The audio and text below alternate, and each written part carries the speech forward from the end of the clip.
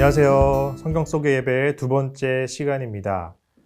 저희가 지난 시간에 창조 시대와 족장 시대까지 살펴봤는데요. 오늘은 출애굽 시대의 예배에 대해서 살펴보고자 합니다. 자, 성경의 역사는 곧 예배의 역사라고 지난 시간에 말씀드렸습니다. 우리가 성경을 보는 다양한 관점이 있을 수 있습니다.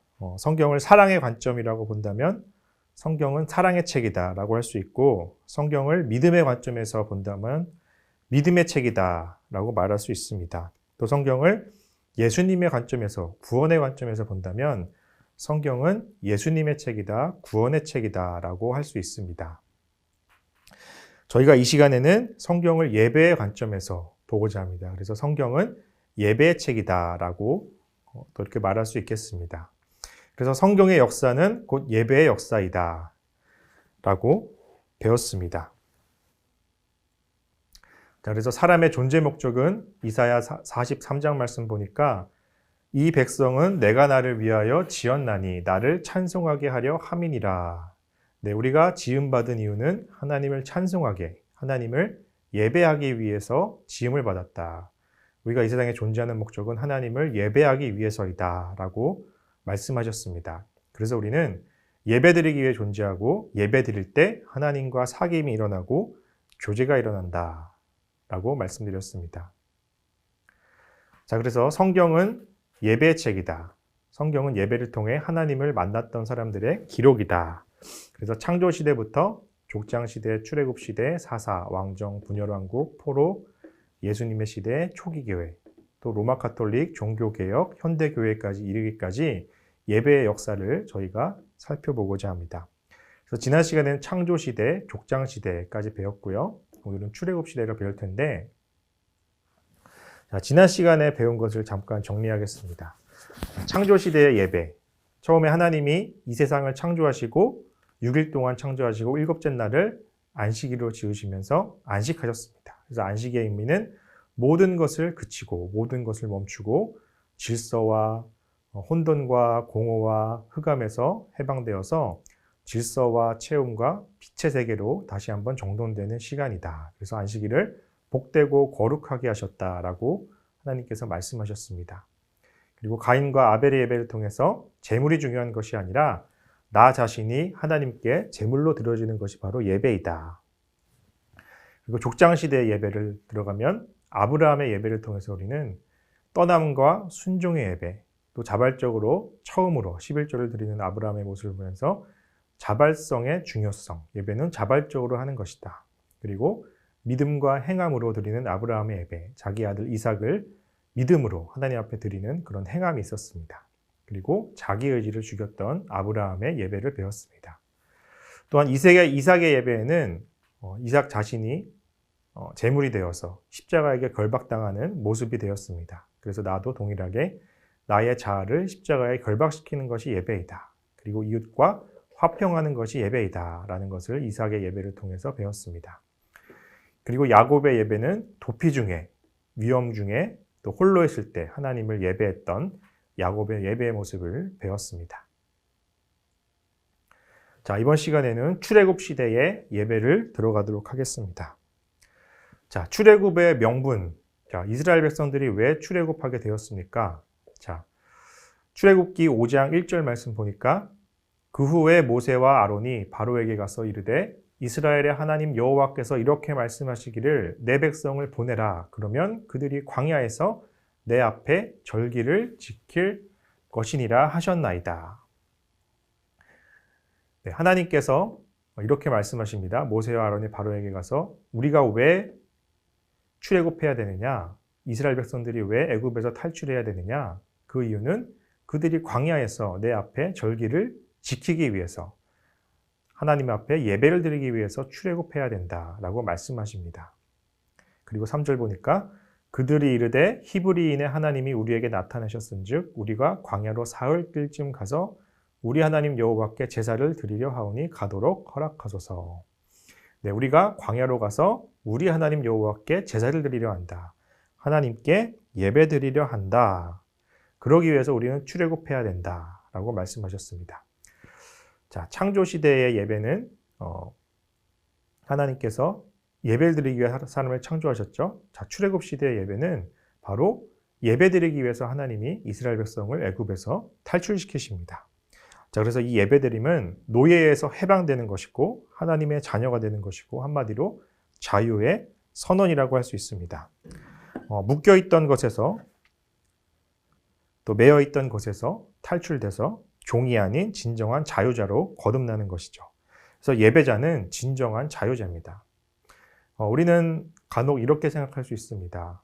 이 예배가 나의 족쇄가 되어서 예배를 꼭 드려야 되어야 할 것 같고 예배에 묶여 있고 예배에 내가 매여 있구나 이렇게 생각할 수 있는데 예배는 그렇지 않습니다. 예배는 나를 묶고 나를 매여게 하는 것이 아니라 나를 오히려 자유롭게 하고 하나님의 자녀로 올바로 서게 하는 것입니다. 진정한 자유를 누리게 하는 것이 바로 예배인 것이죠.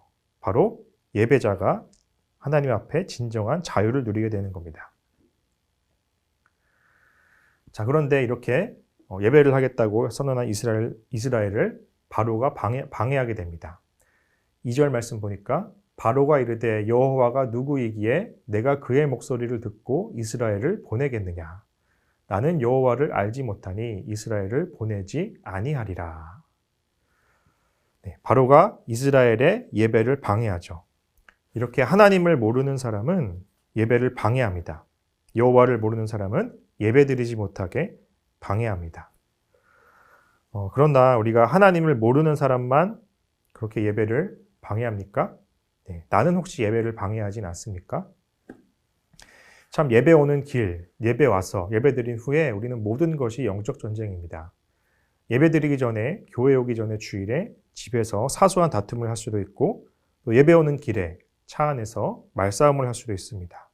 또 예배 와서 주차장에서 교회 입구에 들어오면서 게이트에 들어오면서 또 혹은 주차장에서 시험이 들 수도 있고 또 성전 안을 들어오면서 예배당을 들어오면서 시험 받을 수 있습니다. 끊임없이 사탄은 우리가 예배 드리지 못하도록 방해합니다. 동일하게 나도 그렇게 방해하는 사람이 될 수 있습니다. 예배 오는 길에 예배 전에 또 내 옆 사람을 불편하게 하지는 않는지 내 가족을 배우자를 화나게 하지는 않는지 또 예배 드리는 중에 셀폰이 울려서 다른 주위의 예배자들을 방해하지 않는지 돌아볼 필요가 있습니다. 자, 바로는 이렇게 하나님을 몰랐기 때문에 예배를 방해하죠. 그래서 하나님께서 심판을 내리십니다. 10가지 재앙을 내리시고 마지막에 장자의 죽음에 이르기까지 심판을 내리십니다. 그래서 바로가 이스라엘 백성들을 풀어줍니다. 그래 너네 가라. 예배드리러 가라. 그러나 바로는 끝까지 완악한 모습으로 예배를 방해하게 돼서 홍해 앞까지 쫓아오게 되죠. 이렇게 예배를 방해하는 자들, 예배를 모르는 사람들은 마음이 완악한 자들입니다. 그러나 하나님께서 홍해를 통해서 이 바로의 세력을 무너뜨리시죠. 결국엔 예배를 방해하는 사탄의 세력은 무너지게 되어 있습니다. 하나님이 가만두지 않으십니다. 하나님이 그만큼 예배를 기쁘게 중요하게 여기시기 때문입니다. 자, 다음은 십계명으로 갑니다. 십계명과 예배. 이제 출애굽한 이스라엘이 시내산에서 십계명을 받죠. 십계명 중에 6번째 계명이 있는데요. 20장 8절 말씀에 보면 안식일을 기억하여 거룩하게 지키라. 엿새 동안은 힘써 내 모든 일을 행할 것이나 일곱째 날은 내 하나님 여호와의 안식일인즉 너나 내 아들이나 내 딸이나 내 남종이나 내 여종이나 내 가축이나 내 문 안에 머무는 객이라도 아무 일도 하지 말라. 이는 엿새 동안에 나 여호와가 하늘과 땅과 바다와 그 가운데 모든 것을 만들고 일곱째 날에 쉬었습니다. 그러므로 나 여호와가 안식일을 복되게 하여 그날을 거룩하게 하였느니라. 네, 하나님께서 10계명 중에 6번째 계명으로 안식일의 계명을 주셨습니다. 이 안식일을 기록하여 거룩하게 지키라. 10절 말씀에 보니까 10절 마지막에 내 남정이나 여종이나 내 가축이나 내 문 안에 머무는 객이라도 아무 일도 하지 말라. 그 이유는 내가 여섯째 날에 엿새 동안 천지 창조하고 일곱째 날에 쉬었습니다. 나는 안식일을 복되게 하여 거룩하게 하셨다라고 말씀하셨습니다.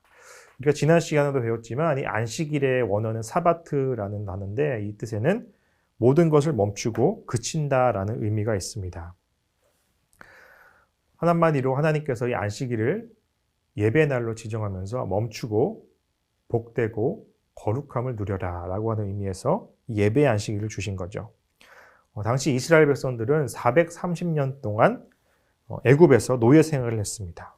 톱니바퀴처럼 노동 생활을 했습니다. 쉰 적이 없습니다. 가끔 밥 먹을 때나 잠잘 때나 잠깐 쉬었을까요? 멈출 줄 모르고 쉴 줄 모르는 민족이었습니다. 430년 동안이나. 그러나 하나님께서 이제는 모든 것을 멈추고 안식일을 지키라. 멈추고 하나님만 바라봐라.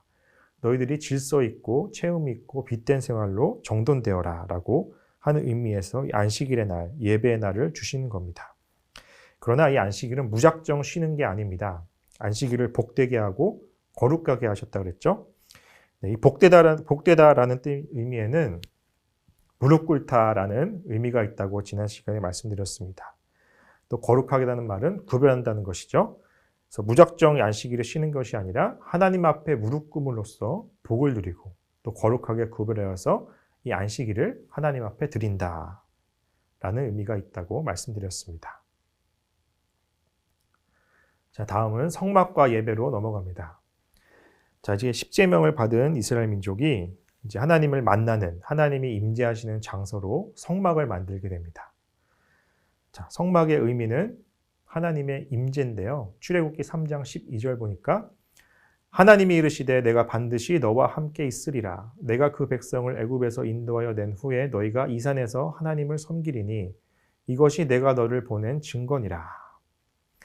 네, 하나님이 이르시되 내가 반드시 너와 함께 있으리라. 내가 반드시 함께 있겠다. 모세에게 말씀하시죠. 그리고 너희가 이 산에서 하나님을 섬기겠다. 이것이 내가 너를 보낸 증거이다. 하나님이 약속하셨습니다. 내가 임재할 것이다. 내가 너와 함께 할 것이다. 그 증거로 하나님이 첫 번째 말씀을 주셨습니다. 십계명을 통해서, 십계명의 돌판을 통해서 말씀을 주셨고요. 두 번째로 이 성막을 주신 겁니다. 이 성막 안에 지성소 안에 언약궤 속죄소 위에 하나님이 임재하시겠다라고 말씀하셨습니다. 자, 하나님께서 모세에게 내가 너와 함께 하겠다라는 약속을 하면서 첫 번째 말씀을 주셨고요. 십계명을 주셨고요. 두 번째 이 성막을 주신 겁니다. 예배하는 방법을 알려주신 겁니다. 그러면서 하나님이 거하실 장소로 이 성막을 주셨습니다. 자, 출애굽기 25장 8절 보니까 내가 그들 중에 거할 성소를 그들이 나를 위하여 쥐때. 네, 하나님께서 거하실 성소가 바로 이 성막입니다. 그래서 이 성막을 지어라. 자, 이스라엘은 당시에 광야 생활을 했기 때문에 계속해서 이동 생활을 했습니다. 텐트를 지어서 이동했죠. 그래서 이 성막도 텐트 형식으로 만들 수밖에 없었습니다. 자, 그런데 무한하신 하나님이, 이 온 우주를 창조하신 하나님이 인간 가운데, 유한한 인간 가운데 특별히 정말 임시로 만든 천막 안에 거하실 수 있을까요? 네, 사실 상식적으로 말이 안 되는 얘기죠. 지나가는 하나님을 믿지 않는 사람들이 보면 저게 뭐 하는 짓인가? 텐트 쳐놓고 저기에 신이 임재한다고? 말도 안 되는 소리 하네. 의리의리한 성전, 의리의리한 건물을 짓기는커녕 고작 텐트 하나 지어놓고 그렇게 하나님이 거기 오신다고 비웃었을 겁니다. 그러나 우리가 인간의 머리로 이렇게 하나님의 일들을 이해하지 못합니다. 바로 이것이 우리 기독교가 가진 신비입니다. 하나님이 어떻게 사람이 만든 텐트에 임재할 수 있냐. 이것은 하나의 성육신의 한 모양이라고도 할 수 있습니다. 신이신 하나님이 사람의 몸으로 오신 것처럼 하나님이 텐트를 만들어서 그 안에 임재하신다. 이것은 인간과 함께 하시고자 하는 하나님의 사랑을 나타낸다라고도 할 수 있습니다. 자, 이렇게 하나님은 구약 시대에 성막에 임재하겠다라고 말씀하셨죠. 그러나 신약 시대에 와서는 저희가 성전입니다. 저희가 성막이죠. 하나님이 임재하시는 장소, 성막 성전입니다.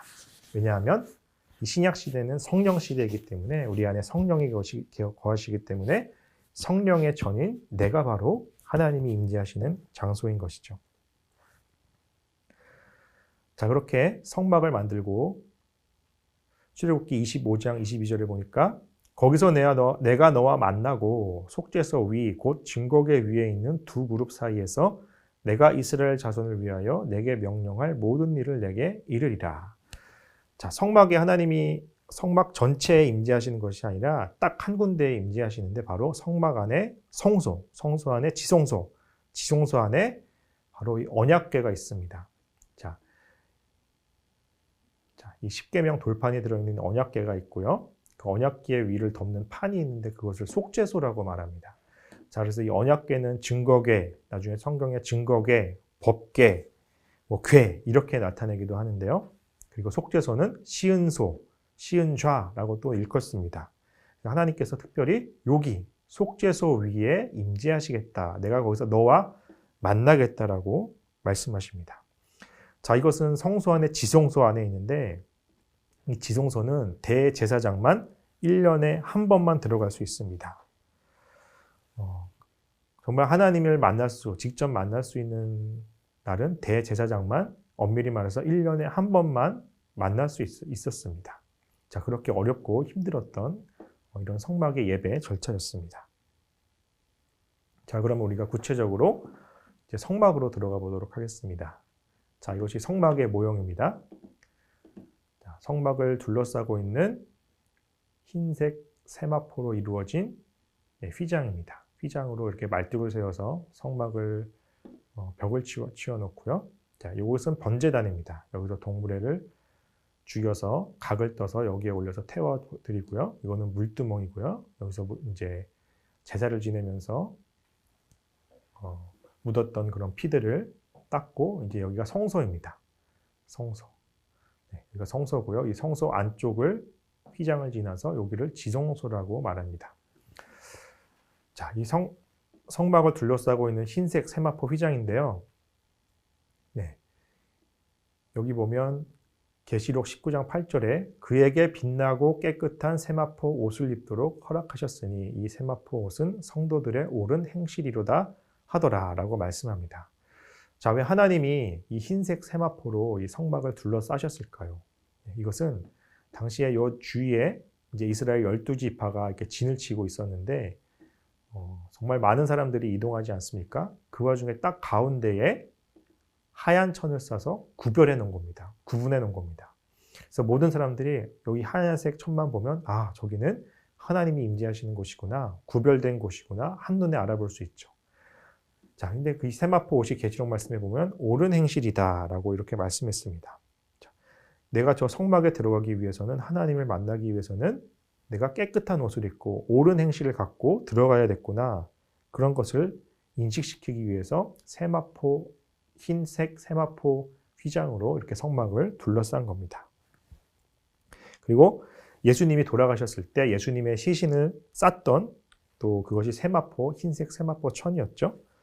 이렇게 깨끗하고 구분된 것을 의미하기 위해서 이렇게 흰색 세마포 옷으로 성막을 둘러쌌습니다. 자, 그럼 우리가 이제 성막 안으로 들어가서 가장 먼저 나오는 번제단을 먼저 살펴보도록 하겠습니다. 자, 이것이 번제단입니다. 크기는 성인 남자가 두 팔을 다 벌려도 다 못 채울 만큼 그렇게 큰 크기입니다. 자, 이 번제단 말씀에 보면 이 번제단을 조각목으로 지으라고 이렇게 말씀하셨는데요. 이 조각목이 뭘까요? 네, 나무를 조각조각 낸 그냥 굴러다니는 조각목일까요? 아닙니다. 이 조각목은 아카시아 나무를 일컬었는데요. 아카시아 나무를 또 다른 말로 시띠임나무라고 그럽니다. 자, 이 시띠임나무의 사진을 보여드릴게요. 예, 시띠임나무는 이렇게 광야 한복판에 혼자 이렇게 나무가 서 있죠. 네, 자생력이 아주 강한 나무입니다. 아주 단단한 나무입니다. 쉽게 썩지 않는 나무입니다. 그래서 하나님께서 이 번제단을 조각목으로 만드신 이유는 또 이 성막의 대부분 재료를 이제 조각목을 사용하시거든요. 그 이유는 이 나무가 단단하기 때문입니다. 쉽게 썩지 않기 때문입니다. 한마디로 불멸, 영생을 의미한다고 할 수 있습니다. 이집트 사람들이 미라를 만들었는데 그 미라를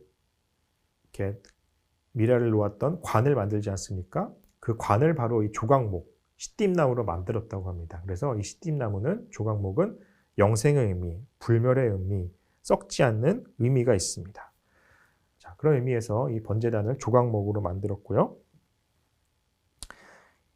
이 조각목을 놋으로 또 이렇게 입히게 됩니다.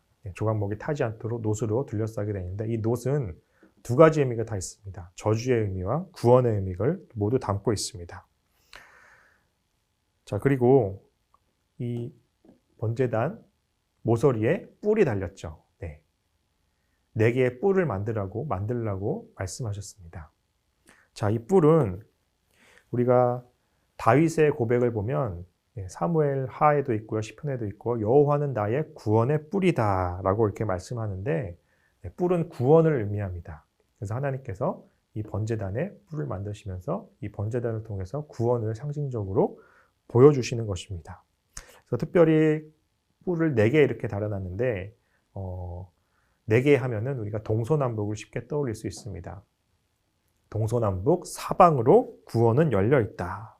그래서 우리는 예배드리는 곳에서 우리가 예배드리는 곳은 장소에 상관없이 우리가 예배당뿐만 아니라 예배당 밖에서 우리가 어딜 가든 내가 무릎 꿇고 예배하는 것은 동서남북 사방으로 구원의 길이 열리는 통로가 되는 것입니다. 그리고 이제 여기 와서 이 동물들을 소나 양과 염소들을 데려와서 이 번제단에 잡아서 죽이고 이제 각을 떠서 태워드리게 되는데 이 제물들을 누가 잡을까요? 제사장이 잡을까요? 아닙니다. 이 제물을 가져온 그 사람이 저희가 나중에 이제 레위기 말씀에 가서 번제에 대해서 상세히 살펴보겠는데 그 사람이 와서 직접 잡아서 죽이게 됩니다. 그래서 나의 죄를 이 동물에게 직접 전개하는 것이죠. 내가 죽어야 할 죄인데 그래서 이 죄 때문에 내가 죽어야 되는데 대신 소 너가 죽어라 하면서 직접 제물을 가져온 사람이 제물을 잡아 죽입니다. 네, 그렇게 해서 이 번제단을 태우게 됩니다. 자, 그리고 이 구원의 뿔에 대해서 한 가지 성경에 나와 있는 에피소드를 말씀드리면 열왕기상 1장에 보면 이제 다윗에 이어서 솔로몬이 왕을 잡기 직전에 왕권을 이어받기 직전에 아도니아라는 사람이 반역을 하게 됩니다. 그래서 반역을 하다가 실패에 돌아가서 솔로몬에게 죽임을 당한 입장에 처하니까 제단에 가서 구원의 뿔을 잡는다라는 말씀이 있는데요. 그 구원의 뿔이 바로 이 뿔을 말합니다. 당시에 이 뿔을 잡으면 아무도 죽이지 못한다라는 그런 이야기가 있었나 봐요. 그래서 구원의 뿔이다. 이 뿔은 구원을 의미한다라고 우리가 알 수 있습니다. 다음은 이제 번제단을 지나서 이제 동물을 잡아 죽이고 태우고 이제 자신의 몸이 손과 발이 피범벅이 됐겠죠. 이제 성소에 들어가기 전에 이제 물두멍을 씻으라고 이제 물두멍을 만들어 줬습니다.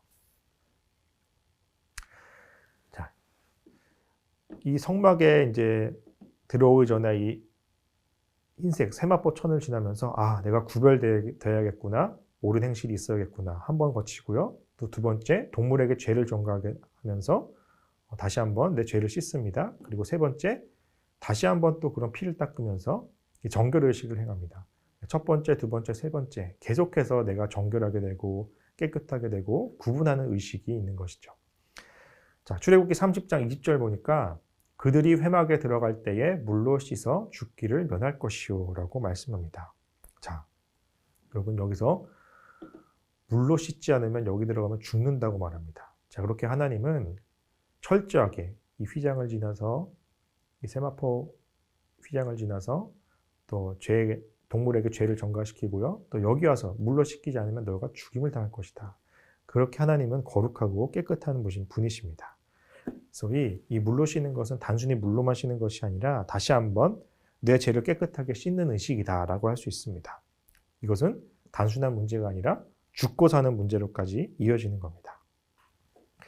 여러분, 우리는 교회 올 때, 예배 드리러 올 때 얼만큼 이런 의식을 치르는지 모르겠습니다. 우리는 너무 그냥 차 타고 와서 주차하고 그냥 너무 쉽게 예배당에 들어오는 것은 아닌지 돌아보게 됩니다.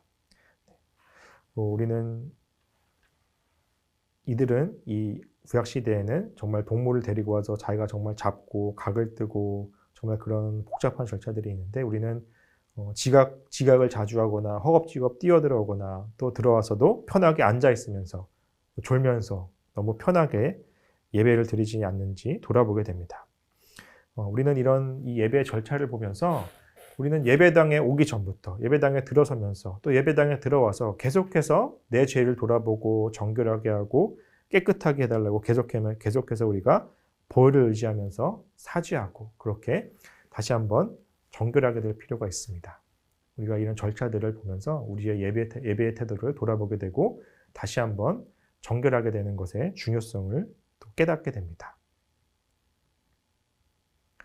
다음은 덮개입니다. 네. 이 성막을 덮던 덮개가 있는데 총 4겹으로 덮어져 있습니다. 자, 성막의 안쪽을 덮었던 것은 이렇게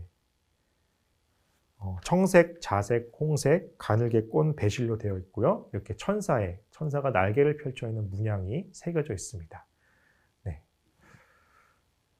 그리고 그 위를 염소털로 만든 하얀 덮개로 덮습니다. 그리고 그 위를 붉은 물을 들인 순양의 가죽 덮개로 덮습니다. 그리고 마지막은 해달의 가죽으로 덮습니다. 이것은 약간 짙은 색의 검은색의 그런 덮개라고 할 수 있습니다. 그래서 밖에서 보면 이렇게 해달의 가죽밖에 안 보이죠. 그래서 밖에서 보면 되게 볼품없어 보입니다. 네, 이렇게 해달의 가죽을 통해서 방수의 의미도 있고요. 이렇게 성소를 이렇게 보호하는 의미가 있는데 외관상으로는 그렇게 좋은 그림이 아니었습니다. 자, 이 성소를 볼 때 여러분 밖에서 볼 때는 굉장히 볼품없어 보이지만 안에서 볼 때는 이렇게 천사들 모양이 있고요. 이렇게 청색, 자색, 홍색, 가늘게 꼰 배실로 이렇게 수놓은 정말 화려하다라고 할 수 있는 천이 있습니다. 이 성막 안에서는 볼품없는 해달의 가죽이 아니라 이렇게 화려한 어떻게 보면 우리 중세시대 카톨릭의 스테인 글라스 같은 제가 가보진 못했지만 되게 예쁘다고 하더라고요. 네.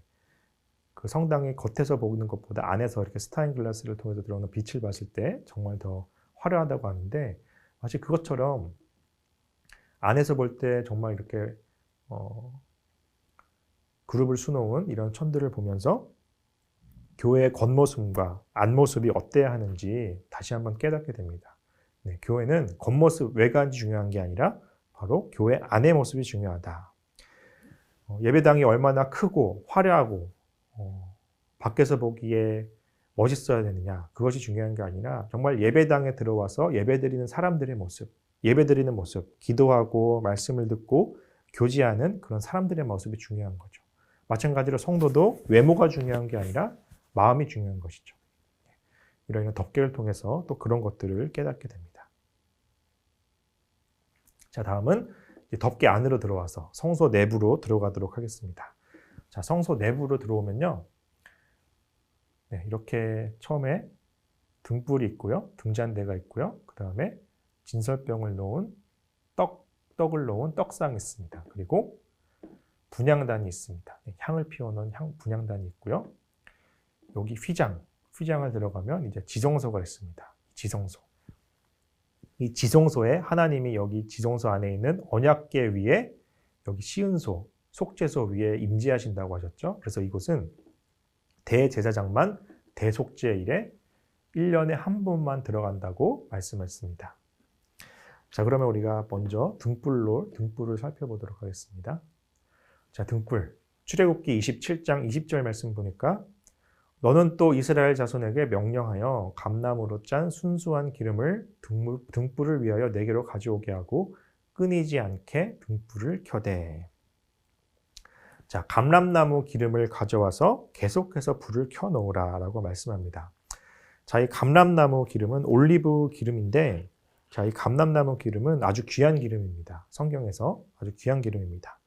우리가 왕에게 기름 붓는 그런 장면이 성경에 있는데, 왕이나 제사장이나 선지자에게 귀한 기름을 이 감람나무 기름을 붓습니다. 그리고 또 이 성소 안에 등불을 켜는데 사용한 기름이 바로 감람나무 기름이다. 그만큼 중요하고 귀한 기름이다 라고 할 수 있습니다. 그런데 이 기름을 가져와서 등불을 켜는데 끊이지 않게 등불을 켜라. 24시간 밤을 새워서 등불을 켜라 라고 말씀하고 있습니다. 자, 신약시대에 와서 이 기름은 어떤 것과 연결될까요? 네, 바로 성령의 기름입니다. 하나님께서 성령의 기름을 우리 안에 부어주시는데 우리 안에 성령이 계시고요.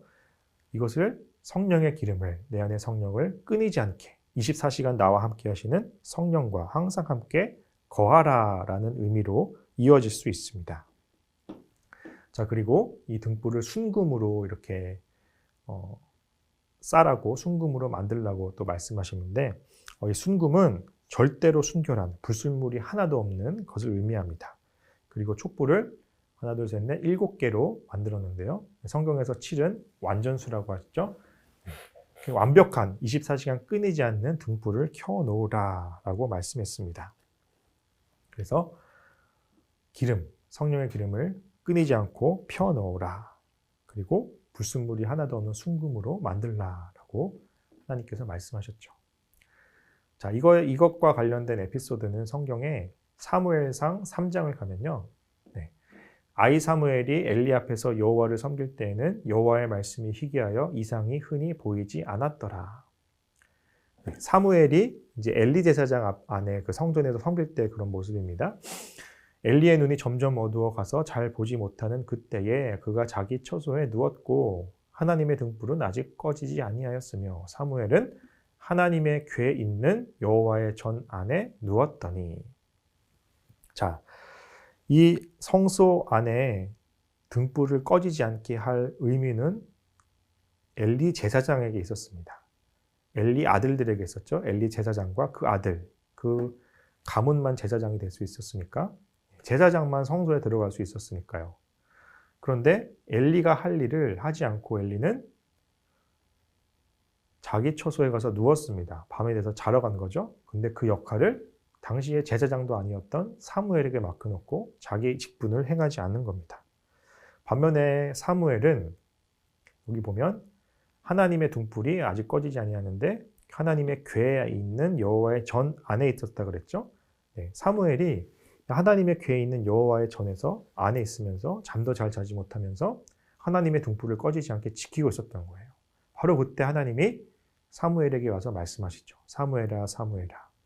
사무엘이 듣지 못하고 있다가 엘리 제사장이 부른 줄 알고 몇 번 왔다 갔다 하죠. 그러다가 결국에는 하나님이 부르시는 건 줄 알고 하나님 제가 여기 있습니다. 말씀하옵소서 이렇게 또 이어지게 되는데, 그래서 두 가지를 배울 수 있습니다. 자신의 직분, 제사장을 향치 않았던 엘리 제사장의 그런 잘못된 과오를 보게 되고요. 반면에 사무엘은 이렇게 하나님의 성소에서 등불이 꺼지지 않게, 성령이 꺼지지 않게 계속해서 지켰던 사무엘에게 임했던 하나님의 말씀, 하나님의 그런 복을 또 보게 됩니다. 자, 1절 말씀에 보면 여호와의 말씀이 희귀하여 이상이 흔히 보이지 않았더라라고 그랬죠. 제사장들이 타락했기 때문입니다. 제사장들이 자기가 할 일을 제대로 하지 않았기 때문입니다. 그러나 그 중에서도 하나님은 사무엘이라는 사람을, 어린 사무엘을, 어머니였던 한나의 기도를 통해서, 어려움이 있었던 한나의 기도를 통해서 부르시고 사무엘을 또 이어가게 쓰시면서 또 자신의 말씀을 주시는 것이죠. 자, 등불에 관한 성경의 에피소드를 봤습니다. 그래서 저희가 등불을 살펴봤고요. 다음에는 분향단을 살펴보겠습니다. 분향단. 자, 이것이 분향단인데 30장 1절 말씀 보니까 너는 분향할 제단을 만들지니 곧 조각목으로 만들되, 여기도 조각목으로 만들라 그랬죠. 썩지 않는 불멸, 영생을 의미하는 조각목으로 만들고, 7절에 보니까 아론이 아침마다 그 위에 향기로운 향을 사르되 등불을 손질할 때에 살을 찌며 또 저녁 때 등불을 켤 때에 살을 찌니 이 향은 너희가 대대로 여호와 앞에 끊지 못할 찌며. 자, 이 분향단 위에 이렇게 램프 같은 것을 놔서 여기서 향을 피우게 했습니다. 그래서 아침마다 또 저녁마다 와서 향이 끊어지지 않도록 계속해서 향을 피워라 라고 했습니다. 마찬가지로 조각목으로 만들면서 순금으로, 정결을 의미하는 순금으로 이렇게 싸게 말씀하셨고요. 번제단도 조각목으로 만들었지만 번제단은 노수로 쌌습니다. 그런데 이 분향단은 이제 성소 안의 물건이기 때문에 순금으로 싸도록 말씀하셨습니다.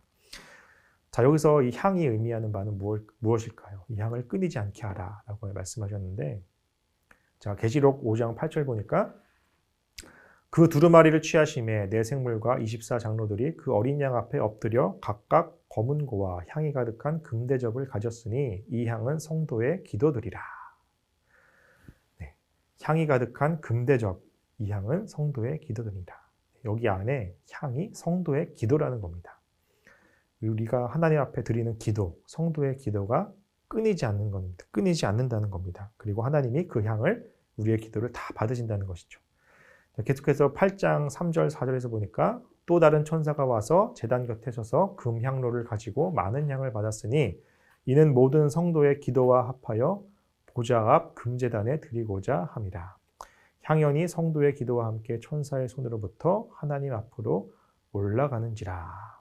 네, 우리의 기도가 향연으로 되어서 하나님 앞에 올라간다라고 말씀드렸습니다. 자, 그래서 이 우리의 기도는 하나님 앞에 끊이지 않고 들어줘야 된다. 하나님이 다 받으신다. 기도가 끊어지면 안 됩니다. 그래서 쉬지 말고 기도하라라고 성경에서 말씀하죠. 우리 교회도 화요 기도가 있고요. 또 목요 기도가 있고요. 중보 기도팀이 있고요. 또 기도센터가 있고요. 기도가 끊이지 않는 우리 교회입니다. 우리의 삶도 이렇게 우리 기도를 하나님이 다 받으신다는 것을 믿음으로 계속해서 쉬지 말고 기도하시기 바랍니다. 자, 이렇게 성소 안에 기도를 의미하는 분향단을 살펴봤습니다. 자, 그리고 이 분향단에 관한 에피소드가 있는데, 자, 레위기 10장에 보면 아론의 아들 나답과 아비후가 다른 불로 분향하다가 죽임을 당합니다. 자, 아론의 아들 나답과 아비후가 각기 향로를 가져다가 여호와께서 명령하시지 아니하신 다른 불을 담아 여호와 앞에 분향하였더니 불이 여호와 앞에서 나와 그들을 삼키매 그들이 여호와 앞에서 죽은지라. 네. 하나님께서 지정하신 불이 있었나 봐요. 이 분향할 때 쓴 불은 꼭 이 불만 써라. 그 불이 뭐냐면 레위기 16장에 향로를 가져다가 여호와 앞 제단 위에서 피운 불을 그것에 채우고. 네.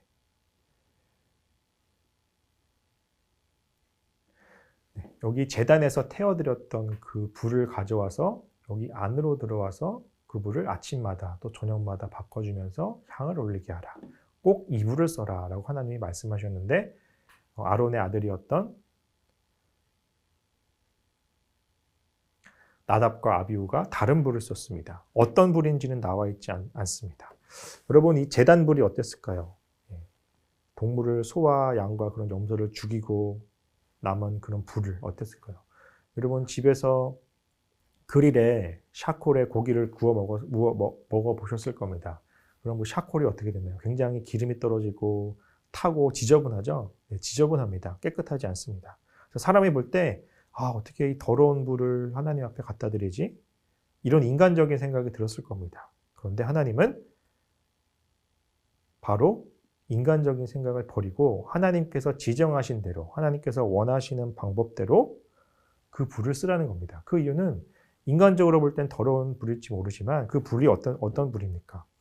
내 죄를 전가한 그 동물을 태워드린 불이죠. 내 죄를 태운 불입니다. 네. 그 불을 갖다가 하나님 앞에 들어와서 쓰라는 겁니다. 이렇게 예배는 우리가 인간적인 생각으로 드릴 수 없는 겁니다. 네. 우리 사람의 상식으로 이해되지 않는 것이 바로 예배의 방법입니다. 하나님께서 이렇게 복잡한 절차, 길이까지 다 재고 또 이 재료를 쓰고 다 이렇게 절차까지 다 말씀하신 이유는 하나님께서 원하시는 방법과 하나님께서 원하시는 기준으로 예배를 드리라라는 겁니다. 여러분, 우리는 예배 드릴 때 내가 생각한 기준대로, 내가 생각한 방법대로 예배를 드리고 있지는 않습니까? 네, 하나님께서 원하시는 방법과 기준이 무엇인지 정확하게 다시 한번 말씀을 통해 돌아보고 정말 온전하게 예배를 드리는 예배자들이 되시기 바랍니다. 네, 다음은 진설병을 두는 상입니다. 여기 분향단이 있고요. 여기 진설병을 누리는 상이 있죠. 자, 출애굽기 37장 10절 그가 또 조각목으로 상을 만들었으니 조각목으로 만들고 또 순금으로 쌉니다. 네, 성소 안의 물건들은 다 순금입니다. 정결을 상징합니다. 자, 여기 성소 안에 이것은 성령이라 그랬습니다. 분향단은 성령이라 그랬고요. 이것은 분향단은 기도라 그랬습니다. 기도, 성령과 기도. 마지막으로 요 떡상은 말씀을 의미합니다. 네.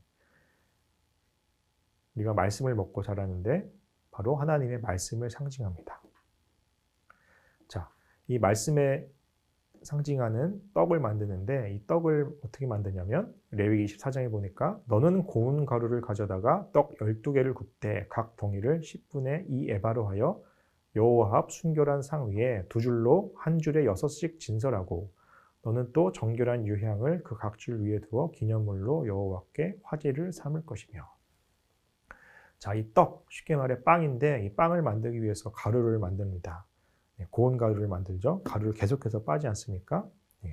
가루를 계속해서 빻으면서 곱게 만들면서 동시에 예배를 드리면서 나의 자아도 다시 한번 곱게 갈려서 죽고 그렇게 하나님 앞에 드리는 그런 의식이 되지 않을까 싶습니다. 자, 이렇게 떡을 만드는데 두 줄로 6개씩 두 줄로 12개를 만들라. 12지파를 의미하고요. 모든 사람들이 먹을 수 있고 모든 사람들에게 필요한 그런 하나님의 말씀을 의미합니다. 그리고 그 위에 또 작은 향을 만들어서 유향을 만들어서 그 위에 올려놔라라고 또 이렇게 하나님께서 말씀하셨습니다. 그래서 조각목으로 또 정결하게 영원한 또 순결을 의미하는 하나님의 말씀을 담고 있습니다. 자, 그래서 성령과 기도와 말씀으로 이어진 성소의 내부를 살펴봤습니다. 자, 이제 지성소로 들어가기 전에 이 지성소를 가로막고 있는 휘장이 있습니다. 자, 성소와 지성소를 구분짓는 휘장입니다. 출애굽기 26장 31절에 너는 청색, 자색, 홍색 실과 가늘게 꼰 배실로 짜서 휘장을 만들고 그 위에 그룹들을 정교하게 수놓아서 그 휘장을 갈고리 아래에 늘어뜨린 후에 증거궤를 그 휘장 안에 들여놓으라. 그 휘장이 너희를 위하여 성소와 지성소를 구분하리라.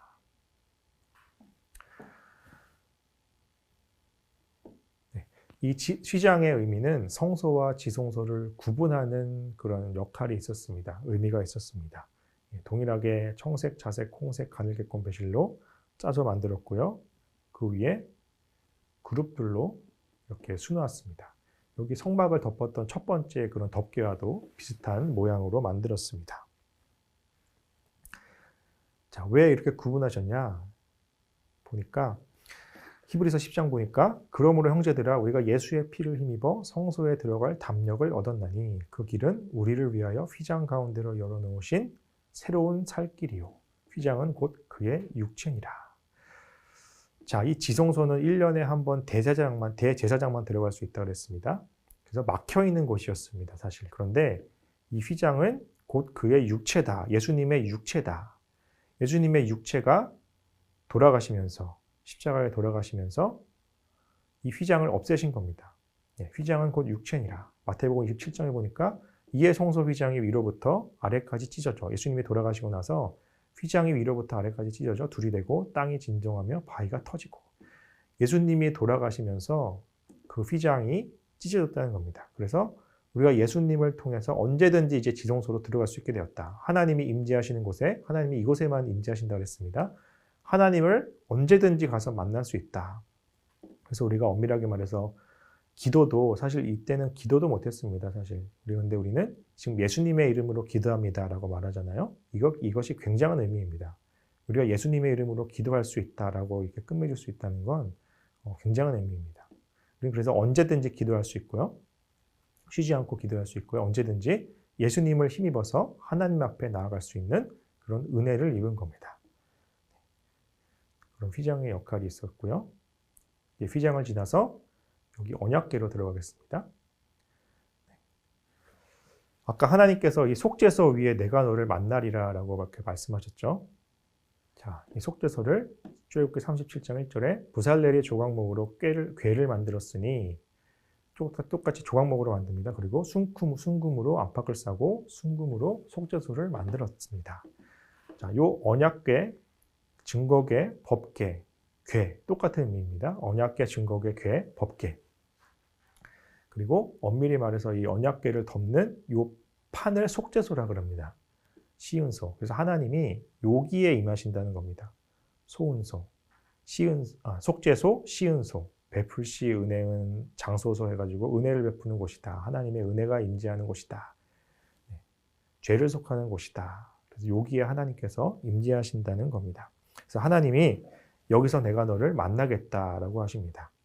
이 속죄서의 말씀을 보면 레위기 16장에 여호와께서 모세에게 이르시되 내 형 아론에게 이르라 성소의 휘장 안 법궤 위 속죄소 앞에 아무 때나 들어오지 말라. 그리하여 죽지 않도록 하라. 이는 내가 구름 가운데서 속죄소 위에 나타남이니라. 내가 그곳에 하나님께서 나타나신다 그랬죠. 내가 너를 그곳에서 만나겠다라고 말씀하셨습니다. 그리고 그 속죄소 위에 그는 또 숫송아지 피를 가져다가 손가락으로 속죄소 동쪽에 뿌리고 또 손가락으로 그 피를 속죄소 앞에 7번 뿌릴 것이며, 네. 이 속죄소에다가 피를 뿌려라 라는 겁니다.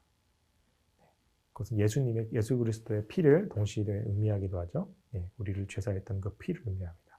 그 위에 하나님이 임재하신다. 그래서 우리는 예수님을 통해서만 하나님을 만날 수 있습니다. 자, 그리고 그 언약궤 안에는 히브리서 9장 4절 보니까 금 향로와 사면을 금으로 싼 언약궤가 있고 그 안에 만나를 담은 금 항아리와 아론의 쌍난 지팡이와 언약의 돌판들이 있었습니다. 만나 항아리, 아론의 쌍난 지팡이, 십계명의 돌판이 있었습니다. 여기서 가장 중요한 건 십계명 돌판이겠죠? 하나님의 말씀이었습니다. 그리고 여기 보면 천사가 이렇게 그룹들이 이렇게 날개를 펴고 이렇게 숙이고 있는데 이것은 칼빈이 이렇게 주석합니다. 제가 주석한 게 아니라 제가 해석한 게 아니라 칼빈의 해석에 의하면 이들이 날개를 펴고 있는 이유는 언제든지 하나님의 말씀에 순종하기 위해서 준비된 자세를 보여주고요. 그리고 날개가 붙어 있는데 이것은 성도의 연합을 의미합니다. 말씀 앞에서 성도들의 연합을 의미하고 또 이들이 속죄서를 보고 있지 않습니까? 이들이 항상 하나님의 임재를 사모하고 또 하나님의 말씀 앞에 사모하는 모습을 나타낸다고 그렇게 칼빈이 해석했습니다. 자, 그래서 오늘 이 성막을 전체적으로 살펴봤는데요. 자, 이 성소에 들어갈 때는 이 세마포 휘장을 지나면서 구분된 모습, 옳은 행실의 모습을 다시 한번 돌아보고 또 번제단에 동물을 죽이면서 내 죄를 정가시키고요. 또 물두덩에 다시 한번 그 피를 씻으면서 다시 한번 정결하게 되고요. 또 성소에 들어가서 이 성령의 기름, 기도, 말씀을 통해서 우리는 예배를 통해서 하나님을 만나게 된다. 또 예배는 이 성소는 교회 겉모습이 중요한 것이 아니라 교회 안의 모습, 예배드리는 우리의 모습이 중요하다. 또 안에 들어가면 또 하나님이 임재하시는 속죄소, 예수 그리스도를 힘입어서 우리는 하나님을 만날 수 있다라고 하는 것을 배웠습니다. 자, 오늘 배운 것을 다시 한번 간단히 정리합니다. 자, 이스라엘이 출애굽했던 이유는 예배드리기 위해서였습니다. 그래서 예배드림은 자유의 선언입니다. 예배는 나를 자유롭게 합니다. 나를 묶어놓고 매여있게 하는 것이 예배가 아니라 나를 자유롭게 하는 것이 예배입니다. 그리고 십계명의 안식일을 주신 이유는 우리가 모든 것을 멈추고 복되고 거룩함의 그 안식일을 누리고 다시 한번 질서됨과 채움과 빛된 삶을 회복하는 의미가 있다라고 말씀드렸습니다. 그리고 하나님이 임재하시는데 하나님이 임재하시는 방법은 말씀을 통해서 임재하시고요. 또 성막을 주셔서 하나님께서 임재하십니다. 그래서 우리가 성막을 살펴봤고요. 성막 안에 성소 안에는 성령의 기름, 또 말씀의 진설병상, 떡상, 또 기도의 분향당. 그래서 성령과 말씀과 기도가 있는 것이 바로 성소였다. 예배 안에 바로 이 성령과 말씀과 기도가 있는 것이죠. 그리고 지성소 안에 하나님께서 지성소 안에 속죄소 위에 임재하시면서 우리는 예수 그리스도를 통해서만 하나님을 예배하고 만날 수 있다. 그리고 이런 모든 과정과 절차들을 보면서 우리는 예배는 반드시 하나님이 원하시는 방법과 기준이 있다. 인간의 생각대로 인간이 원하는 방법과 기준대로 하는 것이 아니라 하나님이 원하시는 방법과 기준대로 예배를 드려야 된다.